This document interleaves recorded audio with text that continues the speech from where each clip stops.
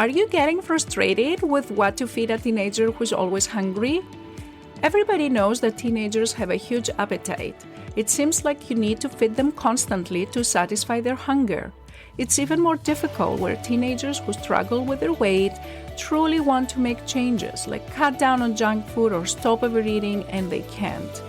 There's frustration, isolation, stress, and that's why I decided to create a recipe collection of 30 easy and healthy meals for teenagers.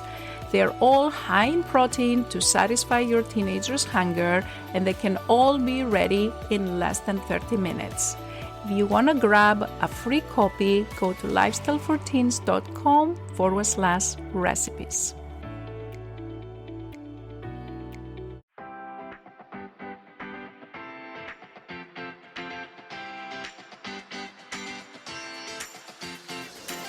This is the Lifestyle and Weight Loss for Teens podcast.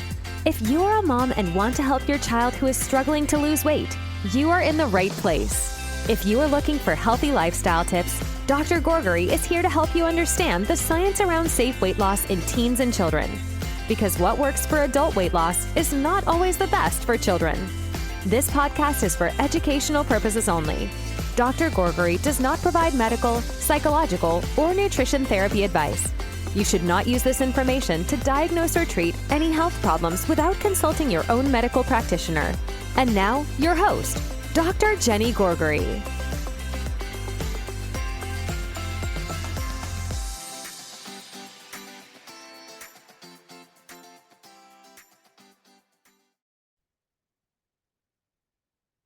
Hello. Welcome to another episode of the Lifestyle and Weight Loss for Teens podcast. This is Dr. Jenny Gourgari, and on today's episode, I will talk to you about 15 ways that you can support your teen without nagging. Every time you remind your teen to eat healthier or move more, they may roll their eyes or shut down. Have you ever experienced that? You're not trying to nag, you're just trying to help them reach a healthy weight. I understand that. But here's the truth. How you say it matters just as much as what you actually say.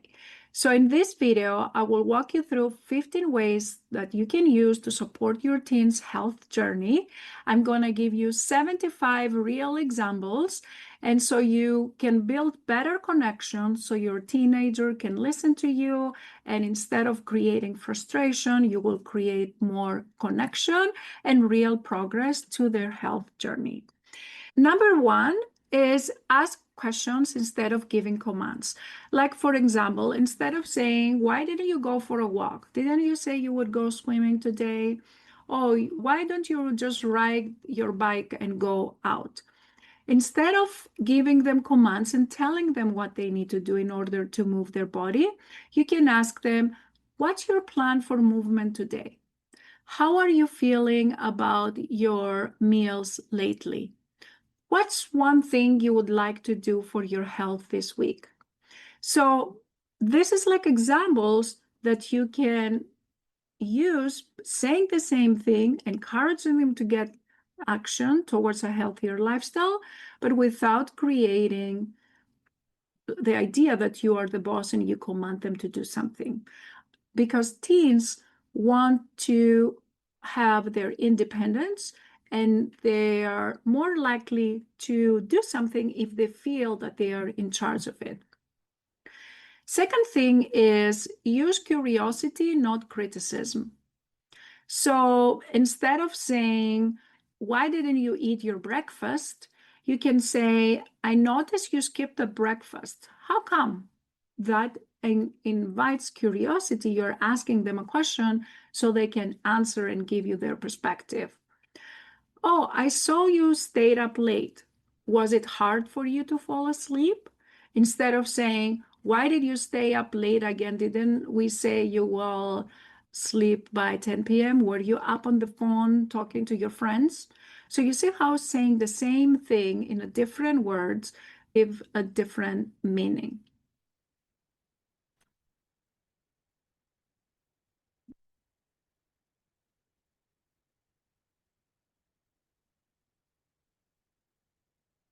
Number third, time your feedback. Wait until after dinner to talk about grades. Avoid starting heavy talks right before school. So there is the right time to do something. When you see that your teenager is running late, that's not the time to tell them to have breakfast because all they care about is they don't want to miss the bus. They don't want to be late at school, right? So that's not the right time to have that conversation. The same thing if they're running to go to their practice because they're running late, that's not a time to say, why didn't you have a fruit for a snack and why did you choose this? So choose the right time to give the feedback that your teenager is ready to listen to it. Number 4, give to your teenager choices. Now, what do I mean by that? Instead of telling them, go for a run, you can say, would you like to go for a walk or would you like to go for biking? Would you like to prep your lunch now or would you like to do it after you see the TV show? Would you like to prepare your snack now or would you like to do that later? By giving them choice, both choices are good things that you want your teenager to do, but they have more control over when to do it, how to do it, which exactly of the two activities to do. So give them two choices that they're both healthy, that you both encourage them to do something, and they can decide which one of the two to do. Number 5 is to keep it short. When you talk too much and you give too much information or too much direction, the teenagers can get frustrated or they may not listen to you anymore because that's going on for long. So try to keep it short when it's possible. Like, for example, water bottle check. You've got this. I see you trying. Or just a quick reminder to stretch your body. Things like that are short and to the point that do not show that you're upset or angry. You're just reminding them. That may be easier than talking and talking too much. Another point that can help you talk more effectively to your teenager is to listen more than what you speak. Now, we all tend to talk more and we don't take breaks to actually listen and see what is their perspective. So when your teenager talks, you can say things, tell me more about it. Sounds like you had a rough day. Do you want to talk more about it? Or, yeah, I understand what you say makes sense. So, using those phrases that will make your teenager feel more heard, that will make your teenager feel understood, so they will try to build that connection with you. Another way that you can talk more effectively with your teenager is use I statements. Instead of saying why you don't chat with me anymore, you can say, I miss our chats. Instead of saying you never want to listen to what I have to tell you, you can say, I am here if you ever need my support. So in those examples, you basically talk about yourself, not about your teenager. It's what we call use I statements. It's a method that is also used in conflict resolution in general. It creates, again, a connection that minimizes the arguments and the friction.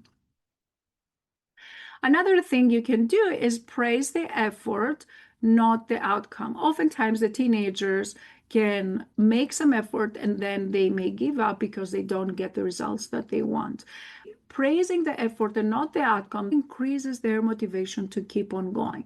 For example, I'm proud that you got out for a walk for 15 minutes today. I am glad that you tried something new at lunch today. You kept going even though it got tough. That's huge. I'm so impressed by you. Regardless of whether they get the results that they want, because the results will not be immediate, it requires constant effort. Praising the effort gives them an immediate reward that everybody wants to hear. And again, it builds their ability to keep on going. Another thing you can use as a technique to help your teenager listen to you more is to let them lead when it's possible. For example, you can say, "Do you have any ideas of any meals you'd like to try today?" Or, "What is your healthy goal for this week? Is there anything you'd like to change in your routine this week?" That way, it makes them think and decide what they want to do. Another thing is to validate their feelings.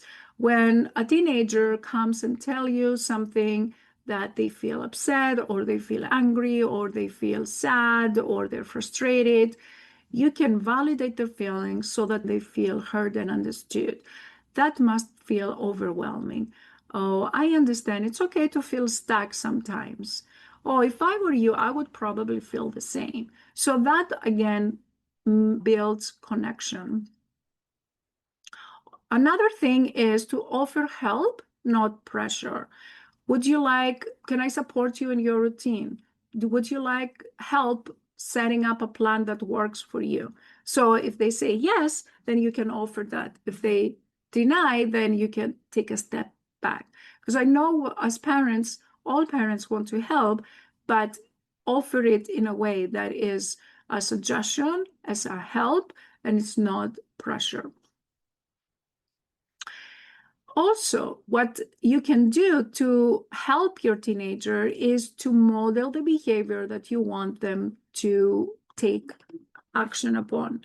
For example, if they want to drink more water, you can get a glass of water and say, "Oh, it feels so good to hydrate." So you actually model the behavior. If you want them to take more walks, then you can take a walk and ask them to join you. So instead of you asking them to do something that you yourself don't do, you actually do it, and then it's easier for them to follow that.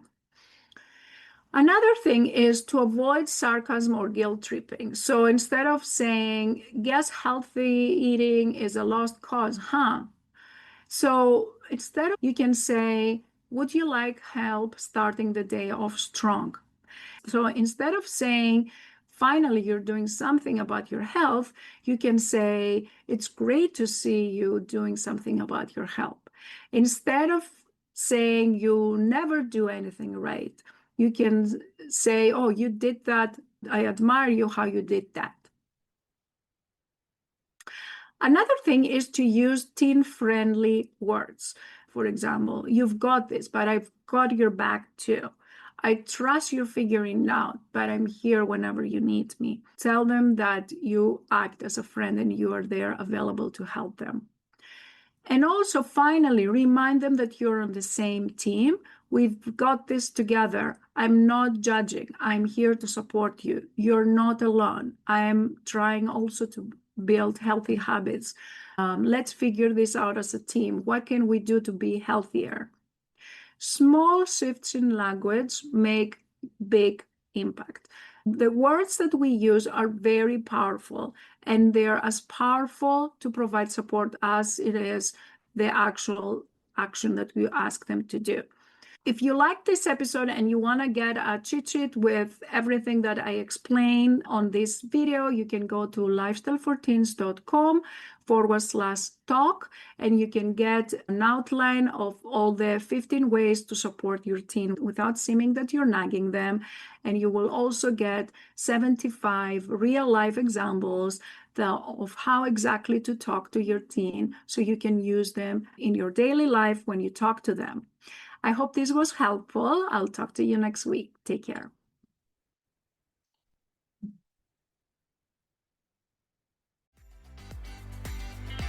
If you enjoyed listening to this podcast, I invite you to come check out the LIFT program. It's Dr. Gourgari's 12-week coaching program for teens and their moms, where we take all this information, we apply it to your daily life, and we work together so your teenager learns how to create a healthy lifestyle so they can feel happier, more confident, less stressed, and love their body again. Visit the website at lifestyleforteens.com and click on the Work With Me and free resources to learn more about this program and get free help to start this journey right away. Thanks for tuning in, and we'll catch you in the next episode of Lifestyle and Weight Loss for Teens.